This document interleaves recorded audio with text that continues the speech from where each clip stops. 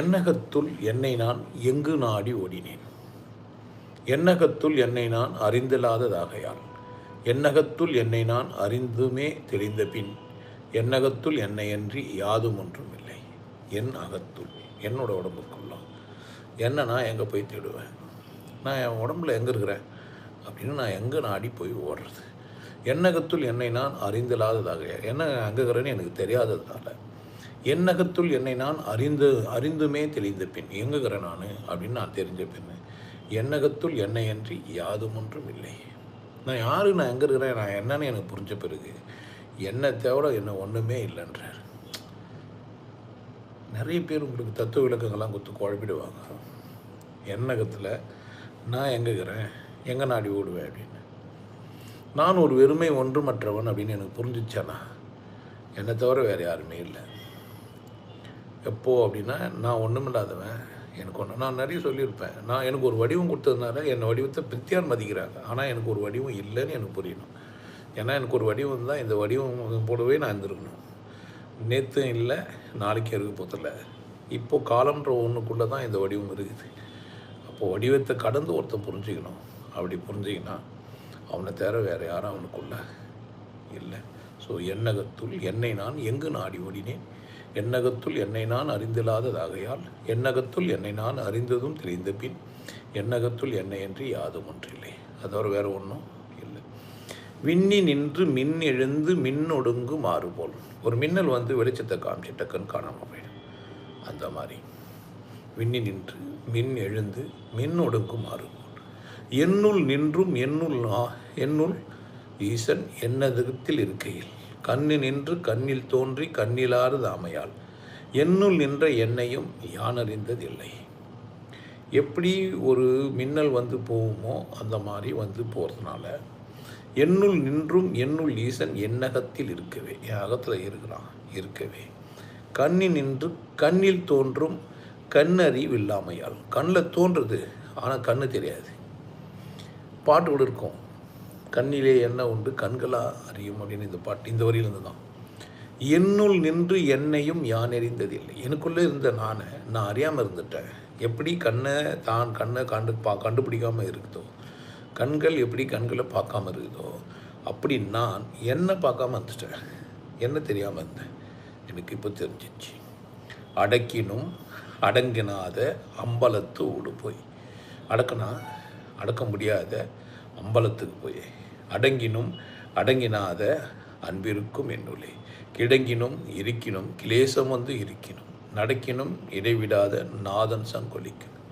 அடக்கினும் நான் இல்லை அப்படின்னு அடங்கவே அடங்காத ஒரு அம்பலத்துக்கு போய் அடக்கினும் அடங்கினாத அன்பிருக்கும் என்னுள்ளே. நான் இங்கு வாழ்ந்து கொண்டிருக்கிறேன் அப்படின்றது வெட்ட வெளி எனக்கு ஒரு சந்தர்ப்பம் கொடுத்துருக்குது. அதாவது கடவுள் எனக்குள்ள ஒரு சந்தர்ப்பம் கொடுத்துருக்குது. கடவுள் எனக்குள்ளே வந்துருக்குது. தோன்றுவது போவது நடப்பது பறத்துவது இருக்கிறது எல்லாமே சும்மா தோன்றி மறையுது. எனக்கு புரிஞ்சிச்சு. அப்போ எனக்கு நான் இது புரிஞ்சிச்சேன்னா என்ன நடக்குதுன்னா, கிடக்கினும் இருக்கினும் கிளேசம் வந்து இருக்கினும் நடக்கினும் இடைவிடாத நாதன் சங்கொலிக்குமே. இது ஒரு நல்ல அனுபவம் எல்லாருக்கும் கிடைக்கணும்னு நான் ஏங்குறேன். ஃபீஸ் வச்சுக்கிறேன் அப்படின்லாம் நிறைய பேர் சொல்கிறாங்க. இல்லை, என்னோடய ஃபீஸ் அது இல்லை. நீங்கள் கொடுக்குற காசை வச்சுட்டு நான் இங்கே எத்தனைலாம் போக முடியாது. இங்கே தான் எல்லாத்தையும் செலவு பண்ணி, இங்கே தான் கொண்டாடி, இங்கே தான் செலவு பண்ணிட்டு போகிறேன். ஆனால் பாவம் பைத்தியக்கார மனிதர்களுக்கு புரியல. என் குரு இதெல்லாம் சொல்லி என்னை புரிய அடக்கினும் அடங்கினாத அம்பலத்தோடு போய் அடக்கினும் அடக்கினாத அன்பிருக்கும் என்னுள்ளே, கிடக்கினும் இருக்கினும் கிளேசம் வந்து ஜுரம்லாம் வந்து படுத்திருந்தாலும் இருக்கினும் நடந்தாலும் இடைவிடாத நாதம் சங்கை போதும் வலிக்குமே. ஒரு பிள்ளை கூட அண்மையிலே இந்த வாரம் தான் நேற்று தோற்று கேட்டாங்க. இதுமாரி சத்தம் கேட்குது, எனக்கு டிஸ்டர்பாக இருக்குது, இருட்டோம். அப்புறமா மை லவ் மை லாடுன்னு போட்டாங்க. இசை அதெல்லாம் பேசுகிற வீடியோவில் அதை வச்சு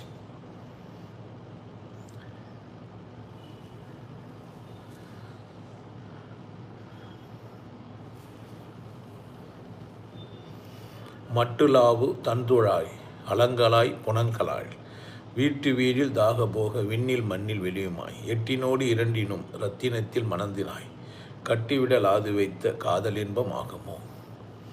மட்டுலாவு தான்துழாய் அலங்கலாய் புனர்கடல் விட்டு வீழல் தாகபோக விண்ணில் மண்ணில் வெளியும் எட்டினோடு இரண்டினும் இதனினால் மனந்தனை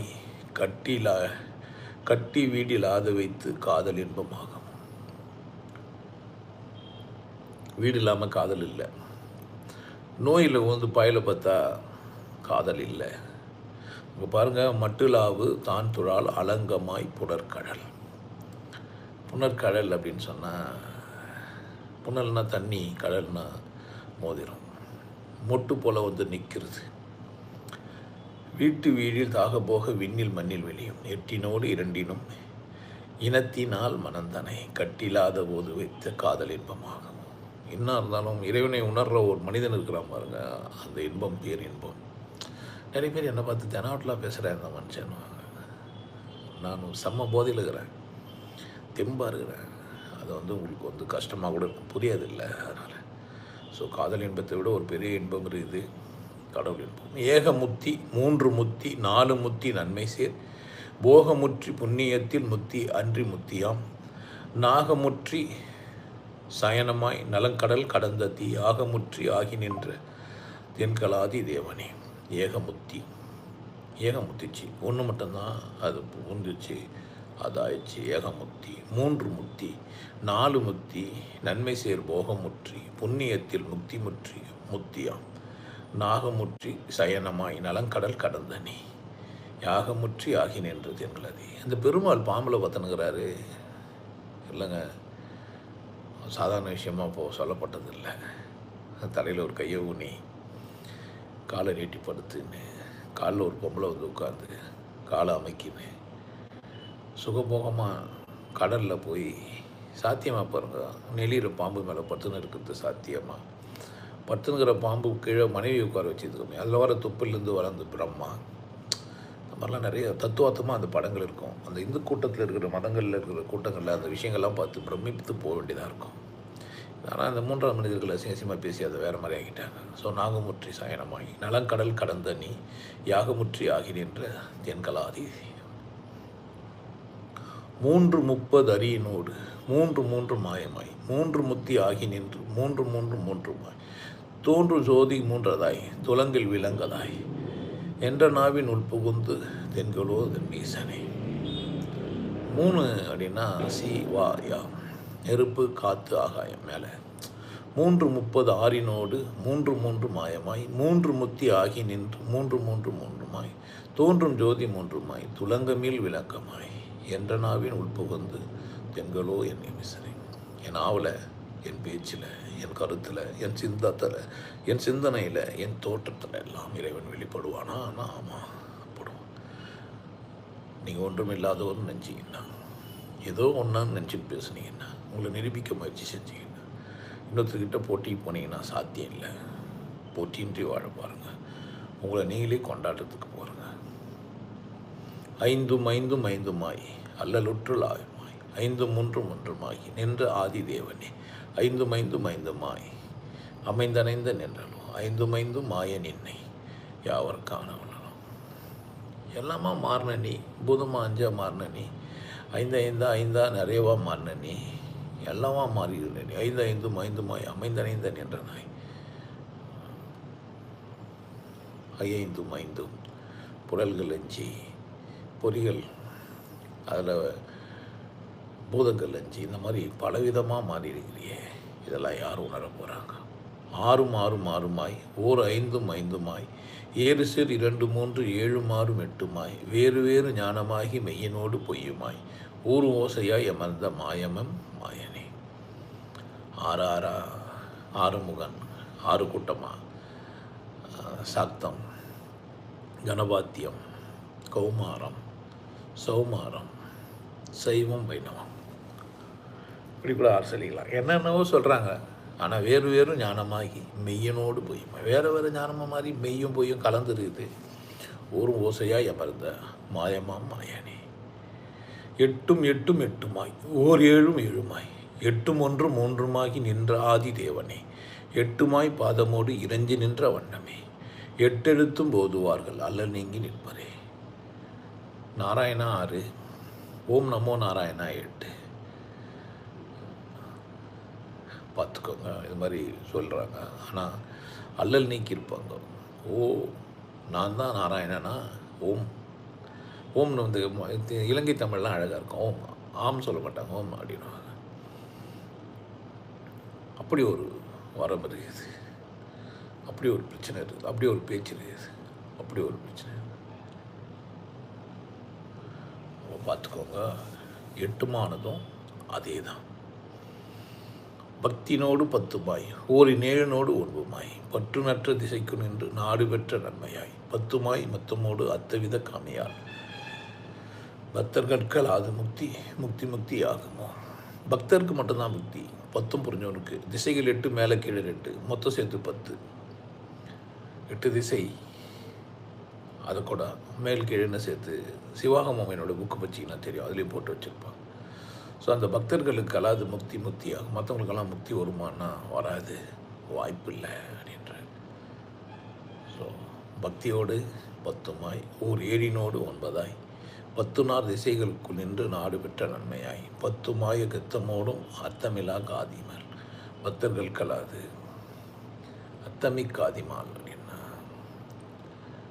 ஆதியில் இருக்கிற மால். மால்ன அளவு எல்லையற்றவன் கடவுள், எல்லைப்பட்டிருக்கிறான் இந்த உடம்புக்குள்ள. ஸோ இந்த மால், இந்த உடம்பு தான். இந்த மாலை மணிவண்ணா, மால் மருகன், இப்பெல்லாம் சொல்கிறதெல்லாம் நீங்கள் கேள்விப்பட்டிருக்கலாம். ஸோ பக்தி உள்ளவர் கட்டாயமாக இறைவன் அடைவார். சந்தேகமோ கேள்வியோ பயமோ அச்சமோ, என்னை அறிந்த பிறகும் உங்களுக்கு என் மேலே சந்தேகமோ வந்தால் பொறுப்பு நான் இல்லை. உங்கள் கர்மம், உங்கள் விதி, உங்கள் தலையெழுத்து என்னை கடந்து போக வைக்குதுண்ணா, அதுக்கு நான் என்னை சந்திக்கவே இல்லைண்ணா, அதுவும் என்னை சந்திக்கலாம் ஞானம் இல்லைலாம் கிடையாது. நீங்கள் சிவவாக்கியம் சந்திக்க முடியும்னா நீங்கள் சிவவாக்கியம் மூலிமா நீங்கள் ஞானம் அடையலாம், தப்பில்லை. எனக்கு ஒரு குருகிறாருன்னா நீங்கள் நேரடியாக என் குரு மூலம் அந்த புத்தகத்தில் இருந்து உங்களால் உணர முடியும்னா சந்தோஷம். நீங்கள் அப்படி கூட தெரிஞ்சுக்கலாம், இல்லை என்ன சந்திக்கலாம். எல்லாருக்கும் நன்றி. உடனே லைவில் நிறைய வந்துட்டீங்க. ஹரிசிவியகி உடனே 40 ரூபா அனுப்பிச்சி விட்டார். செந்தில்குமார் வந்துக்கிறாரு. சிவயோகி ராஜு, சிவயோகி 69 ராஜு, எல்லாருக்கும் நன்றி. எல்லோரும் பாருங்கள், பகிருங்க. நிறைய பேர் சொல்லணும்ல, எல்லாரும் பேரும் சொல்ல முடியல. லைவில் வந்தவங்களுக்கெல்லாம் நன்றி. பாருங்கள், பகிருங்க, கொண்டாட்டமாக இருங்க. உங்கள் பிறப்புரிமையாக தான் இறைவன் உங்களுக்குள்ளே நீங்கள் உணருங்க. நல்லது. வேறொரு சந்தர்ப்பத்தில் பார்க்குறேன்.